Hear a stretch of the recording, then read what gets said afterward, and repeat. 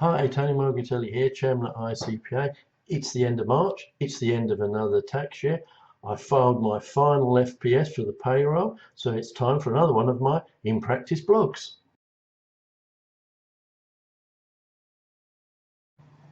Well, what's new at the end of March 2016? Well, I'd like to bring to your attention a report that's come to my possession from Roy Morn of Hacker Young, and I'll read it carefully because I don't want to get the figures wrong. Roy points out that HMRC have managed to garner an additional 470 million, that's 470 million, from probes into the tax affairs of small businesses last year, whilst at the same time managing to reduce the take from inquiries into the large businesses by 13%.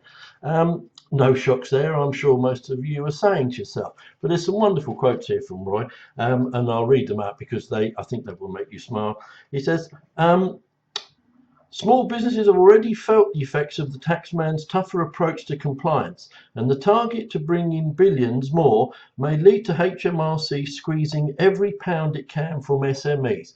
Well, I must say I have to agree with Roy on that particular one, because it seems to me, and I'm sure most accountants out there will agree, that the SME market is the one that HMRC are specifically targeting to close the supposed tax gap that they themselves have been calculating. Let's not get into the tax gap, I've covered that in the past, but the first thing to remember is that it's our clients that HMRC are targeting. It's our clients that HMRC are going to put through the mill to cover up for the losses that are being made in other areas. So I think it brings into perspective the need for a decent fee protection scheme.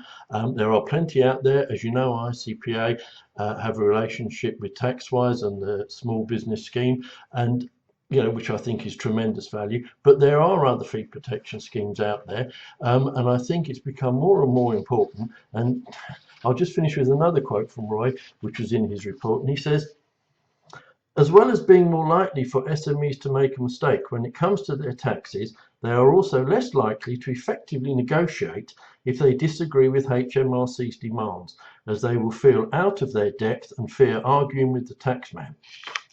I think it says it all.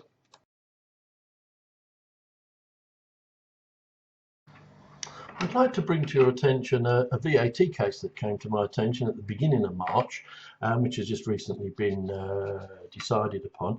It's a VAT case. It regards Hospital Telecommunication Services Limited, and it's quite frankly an appalling case.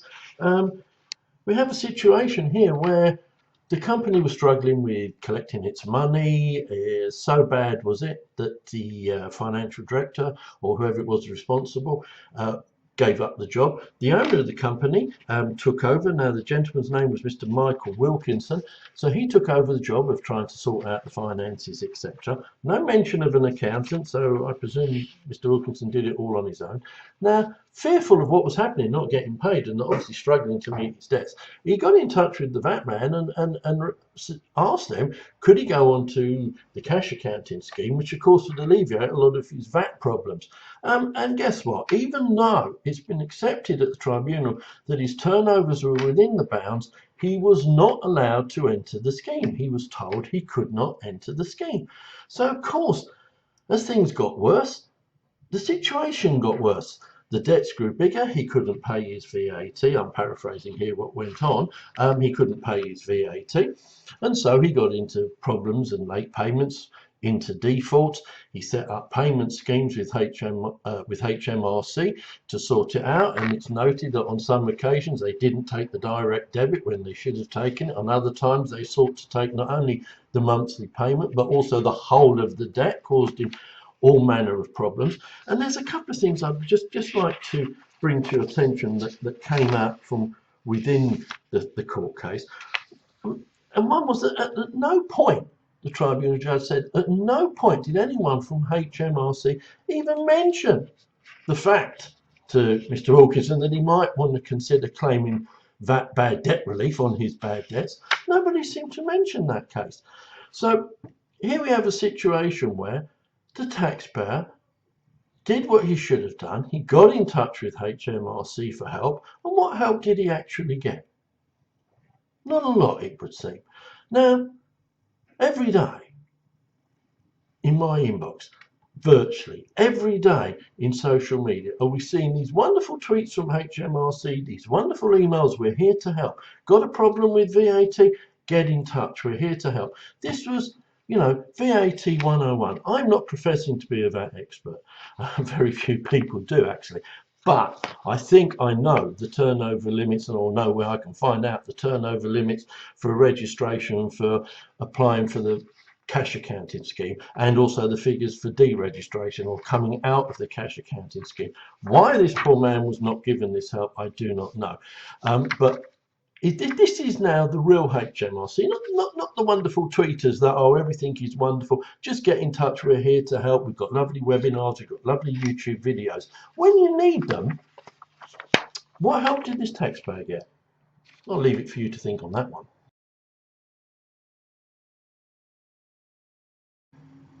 And what's my last topic for this webinar? Well, I suppose it's got to be all things digital. Well, here we are, as I say, at the end of March. The big issue, I suppose, facing us all is HMRC's making tax digital, or digital by default, call it whatever you will. And what's the situation? What's the latest up to date? Well, sadly, the situation is that we are still not much further from their wonderful roadmap that was issued in December. And of course, wonderfully, they do it in December just before January, but hey, what the heck.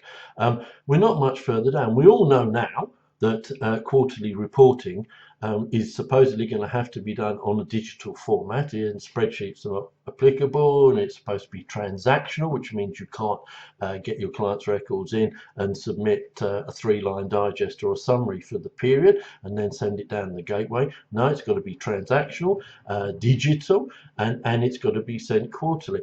But past that, we're just not getting enough information. Now, if the first tranche of people, according to our wonderful roadmap, are coming and starting this from April 18, that's not a huge amount of time. So we've all got to keep our eyes and ears open. There are consultations due to come out. What I will say, I'll mention a plug here to get the very latest. Our conference is the ICPA conference. Practice Evolution 2016 is this year in June in London and in September in Manchester. Check out the website www.practiceevolution.co.uk, and you'll see we've got a tremendous range of speakers there. We're going to have plenty of people giving us the very latest SP on this whole digital saga. So if you want to get up-to-date information, come along to either of those events and you'll get plenty of information there. As I say, at the moment, we're just sitting, we're waiting on consultations, we're waiting on outcomes. All I can say as an accounting practice and looking at my own practice deadlines, I wish they would hurry up and get a definitive answer so that we can actually plan. Because when you take out Januaries, when you take out Christmases, when you take out holidays, from now to April 18, seems not a very short time to me.